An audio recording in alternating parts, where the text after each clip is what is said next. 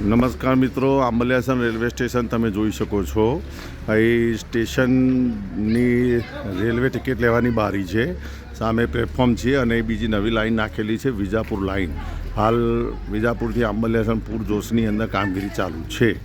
તો વારંવાર રજૂઆતો કરવાને અંતે સુંદર મજાનું રેલવે સ્ટેશન પણ બન્યું છે અને રિઝર્વેશન સેન્ટર પણ કોટા ફાળવેલો છે. એટલે જે તે વખતે સાંસદ શ્રી શારદાબેન પટેલને રજૂઆતો કરી હતી, તો એના અનુસંધાને આંબલિયાસણમાં રિઝર્વેશન સેન્ટર ફાળવેલું હતું અને જે પણ રજૂઆતો કરવામાં આવે છે એ સમયના અંતે એનું સોલ્યુશન થાય છે અને લોકોને સગવડ મળે છે. તો એ માટે આનંદની વાત છે.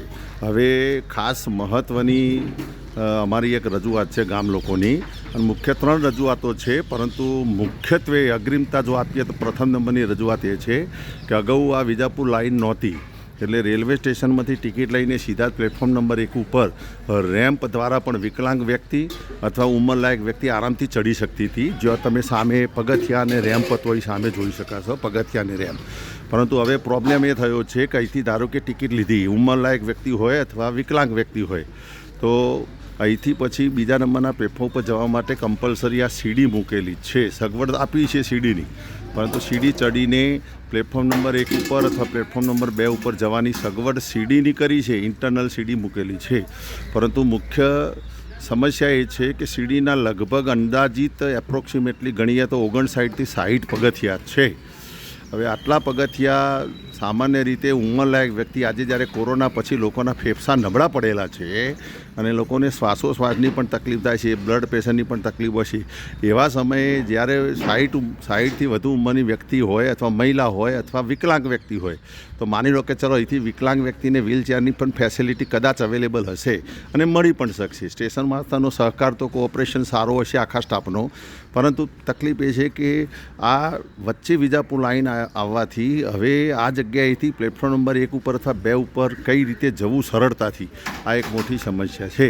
એટલે ગામના લોકોની એવી એક નમ્ર વિનંતી છે કે કોઈ એસ્કેલેટર એટલે સરકતી સીડી મૂકવામાં આવે અથવા લિફ્ટની જો સગવડ કરવામાં આવે કે જેથી વૃદ્ધ વ્યક્તિ, ઉંમરલાયક વ્યક્તિ પણ આરામથી, મહિલા પણ આરામથી 0 નંબરના પ્લેટફોર્મ ઉપરથી, એટલે કે ટિકિટ બારીની સામેથી ટિકિટ લઈને આરામથી પ્લેટફોર્મ નંબર 1 ઉપર અથવા 2 ઉપર સરળતાથી જઈ શકે. કારણ કે 60 પગથિયા ચડવાના છે અને 60 પગથિયા ઉતરવાના છે. તો આ એક મુખ્ય સમસ્યા છે. તો ડીઆરએમ સાહેબ, જીએમ સાહેબ અથવા રેલવે સ્ટેશન માસ્તરને વિનંતી સાથે કહેવાનું થાય છે કે જ્યારે આટલું સરસ મજાની સગવડ કરવામાં આવી છે, રેલવેનો ટ્રેક બિછાવવામાં આવ્યો છે, સારી ગાડીઓ પણ ભવિષ્યમાં મળતી થશે, તો સાથે સાથે આ એક લોકોની જે સમસ્યા છે એ સમસ્યા પ્રત્યે પણ જો ધ્યાન આપવામાં આવે તો સોનામાં સુગંધ પડે. તો આ એક મુખ્ય અમારી ડિમાન્ડ હતી કે અહીંથી વૃદ્ધ વ્યક્તિ માટે, મહિલા વ્યક્તિ માટે અથવા ઉંમરલાયક વ્યક્તિ માટે અહીંથી 0 નંબરના પ્લેટફોર્મ ઉપરથી, હાલ આપણે એને 0 નંબર કહીએ છીએ, 0 નંબરના પ્લેટફોર્મ ઉપરથી 1 નંબર ઉપર અથવા 2 નંબર ઉપર જવા માટે આ સીડી ન ચડવી પડે અને કોઈ એસ્કેલેટર હોય અથવા લિફ્ટની સગવડ હોય એવી કરી આપવામાં આવે, એવી એક નમ્ર વિનંતી છે. બીજી વસ્તુ, બીજી ડિમાન્ડ એ હતી કે રિઝર્વેશન સેન્ટર આપ્યું છે, નો ડાઉટ સારી સગવડ છે, પરંતુ સાથે સાથે જો ફાસ્ટ પેસેન્જર ટ્રેનને પણ જો અહીં 1-2 પેસેન્જર ટ્રેન ઊભી રાખવામાં આવે તો પણ લોકોને રેલવેને પણ ટ્રાફિક મળી રહે અને પબ્લિકને પણ એને સપોર્ટ અથવા સારી ફેસિલિટી મળી રહે. તો ખાસ લોકોની ડિમાન્ડ છે કે વડનગર, વલસાડ જેવી ટ્રેન છે અથવા અન્ય કોઈ ફાસ્ટ પેસેન્જર ટ્રેન એને જો અહીં સ્ટોપેજ આપવામાં આવે તો જેથી રિઝર્વેશન સેન્ટર જે ખરેખર ચાલુ કરવામાં આવે છે એ ખરેખર એની જે હેતુ છે, હેતુ એક જ છે, રિઝર્વેશન અહીંથી તમે કરાવી શકો દૂરની ગાડીઓમાં, અમદાવાદની, દિલ્હી બાજુની ગાડીઓમાં. તો હાલ કોઈ ગાડી ઊભી રહેતી નથી. અગાઉ જ્યારે મીટર ગેજ રેલવે હતી એ વખતે આવી 2-3 ગાડીઓ ઊભી રહેતી હતી. તો આ ખાસ એક કહેવામાં આવે છે. બીજી ડિમાન્ડ એ હતી કે વડનગર, વલસાડ અથવા એવી કોઈ ટ્રેન ઊભી રાખવામાં આવે. અને ત્રીજી ડિમાન્ડ એવી છે કે આ બાજુ સ્ટેશનથી ગામ તરફ જવા માટે હાલ હવે કોઈ રસ્તો રહ્યો નથી, તો અંડરબ્રિજ અથવા ઓવરબ્રિજ જો બનાવવામાં આવે કે જેથી 2 ગામડાને, રેલવે સ્ટેશન આંબલિયાસણ સ્ટેશન અને આંબલિયાસણ ગામ, એને સાંકળી શકાય. આ ડિમાન્ડ તો વારંવાર રજૂઆતો ગામ તરફથી કરવામાં આવી છે. તો એના માટે પણ જો કોઈ ચોક્કસ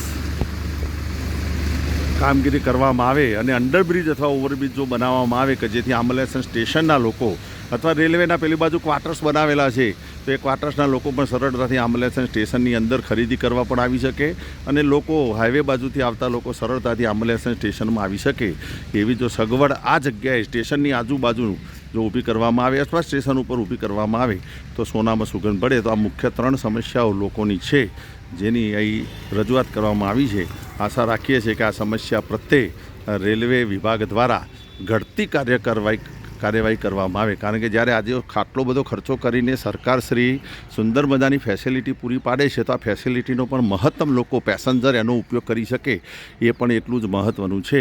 તો અહીં તમે જોઈ શકો છો આ એક સીડી છે જે અહીંથી સીધી જ ટિકિટ લઈને ચડવી પડે છે, પણ હાલ અત્યારે આ સંજોગોમાં કોઈ જોવા મળતું નથી કે અપંગ વ્યક્તિ માટે અથવા મહિલા માટે અથવા વૃદ્ધ વ્યક્તિ માટે how to pass from this track અથવા how to reach in platform number 1 or 2. તો આ એક સમસ્યા છે. આશા રાખીએ છીએ કે આ પ્રત્યે ઘટતી કાર્યવાહી કરવામાં આવે. આભાર. જય હિન્દ, જય ભારત.